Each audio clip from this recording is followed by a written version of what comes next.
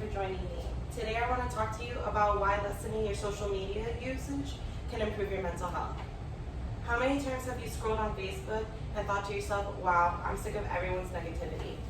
Social media, while having its many benefits and being an effective form of communication, it can have a very ugly side and some damaging effects.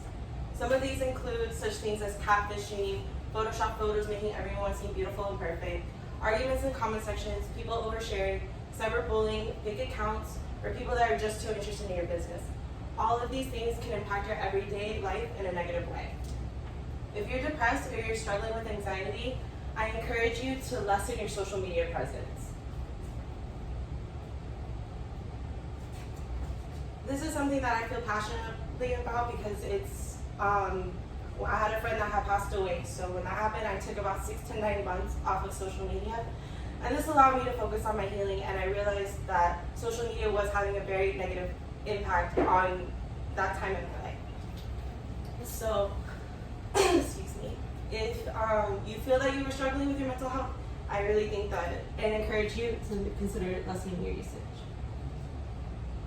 I know this can seem kind of extra, going without social media, especially as a millennial, but it is something that studies have shown. Prolonged social media can lead to signs and symptoms of depression. I did some basic research and I found multiple studies that confirm the correlation and that it is negative between social media sites and mental health. A study by a Syrian doctor, Igor Patnik, and others on high school students and social media usage concluded and indicated that online social networking is related to depression, and they conducted this research with a questionnaire. Another study by the same Serbian doctor, this study was titled Online Social Networking and Mental Health, states in the abstract that although social networks enable individuals to interact with a large number of people, these interactions are shallow and cannot adequately replace everyday face-to-face communication. This is another study that I was really interested in. It was conducted by multiple psychologists on 169 people in 73 households. They monitored everyone's first 2 years online. The results showed that a greater use of internet was associated with the declines in participants' communication with family members in the household, declines in their social circle, and increases in their depression and loneliness. This final study, and the internet is on internet addiction and what that conducts of. So this was held by Dr. Gerald J. Block, and it concluded that there are at least 3 subtypes of internet addiction: excessive gaming, sexual preoccupations, and emailing, text messaging. Emailing and text messaging, that's what social media networks would follow into that category. This was conducted a little bit longer ago before there was enough research for the social networking. So the variants all have the 4 same components, which would be excessive use. This is pretty much you lose motivation to do everything. You're just like, I'm just going to sit on the computer or on my phone using the social media. The second sign would be withdrawal. This would include feelings of anger, tension, and being upset when you don't have availability to use your social media outlets. 3 would be tolerance. This is where you accept that you use social media. I know we all get notifications on our phone that show us our screen time. Sometimes mine says 8 hours a day. I don't really think much of that. That's excessive. 4 would be negative repercussions. This would include arguments, lying, poor achievement, social isolation, and fatigue. These are all things that I experienced myself. And that's when I was really, really sure that social media was impacting my mental health. So what does this mean to you if you aren't dealing with depression and anxiety? Well, this is what I want to say. By lessening your social media use, even if you aren't suffering symptoms, can serve as a preventative measure. So this can help you, instead of getting addicted, this can help with that. So here's some ways to lessen your use.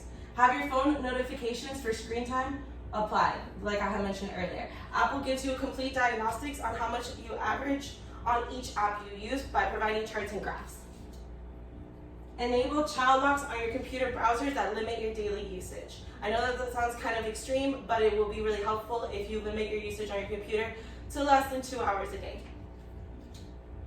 try to choose one social media outlet that you're committed to. Instead of having 3 or more, try to only use one. This will lessen your exposure and protect your energy and spirit.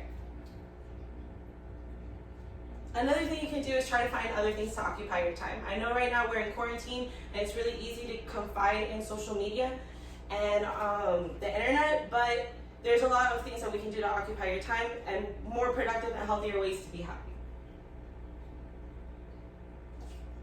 If anything, lessening your social media usage now would be the best because you're not really missing out on everything. Nobody's doing anything. They're all quarantined. So how am I suggesting voluntarily using your usage? I'm suggesting that I believe certain policies should be implemented to enforce SNS limitations. My visualization, would be that the U.S. government should require the social network sites to conduct a brief psychological questionnaire sign-up. Based on the results, certain users should be monitored closely. Each social media outlet could have their own questionnaire created by psychologists and mental health experts. Based on the results, suggested daily use will be provided for each individual user.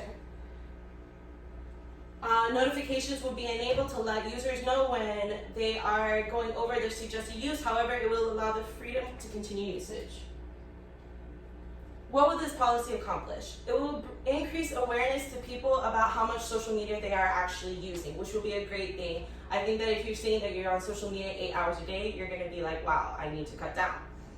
So that will be great. People that are struggling with mental health can be aided in recognizing these behaviors regarding their social media outlets. I believe if this policy was not implemented, future generations are exposed to more mental health struggles due to social media networks. So in challenging times like we're facing right now, mental health is more important than ever. It has been proven in multiple studies that social media can have a negative effect and cause depression symptoms and anxiety. If you're feeling down or you're struggling with your self-esteem, lessen your presence on social network sites. If you know someone's struggling, let them know. Show them the studies. Because I promise, like, social media, it can really be a tool against you. You may think that this is far-fetched, but I guarantee if you tried it for yourself, you would see a difference in your mood and productivity. Thank you for your time. Are there any questions? I have one. What questions will be on the questionnaire? Okay, so they would be very similar to like a questionnaire you could get at a doctor's office or your psychologist's office. They would probably ask, how are your interests in your daily activities?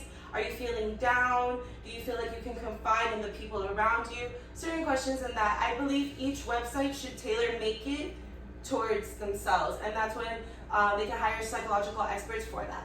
Understood. And what social media outlets would you be putting the screening on? Well, some examples would be like Twitter, I think should be monitored closely. Facebook, Instagram, those are like the big ones.